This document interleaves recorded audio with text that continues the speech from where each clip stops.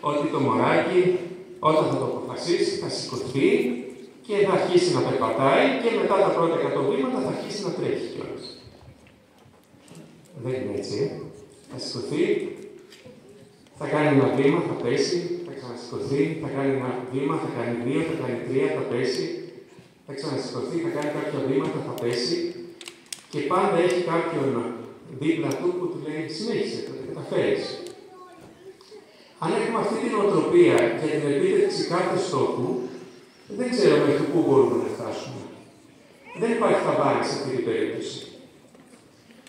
Λοιπόν, κρατήστε λίγο τα εξής. ΦΑΚ, μνήμη, συγκέντρωση, αυτοπεποίθηση, λήψη αποφάσεων.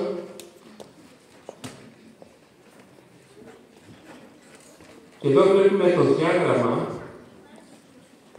Ένα παιδί το οποίο εκπαιδεύεται στο brain έχει τη δεξιότητα, έχει την ικανότητα να μπορεί να είναι κάθε φορά ικανό να ανταπεξέλθει στο πρόγραμμα παιδείας που σας έδειξα πριν.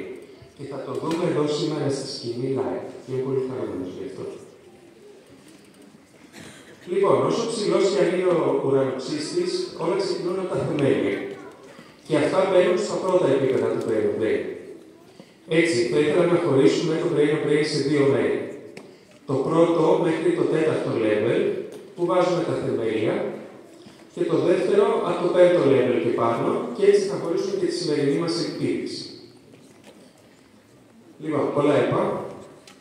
Έκοψα το 98% αυτό που είχα ετοιμάσει, στατιστικά, μελέτες, ό,τι μπορείτε να φανταστείτε, αλλά δεν θα μας έπαιρνε ο χρόνος. Πάμε να ξεκινήσουμε με τις επιδείξεις. Να καλέσουμε τα παιδιά πάνω.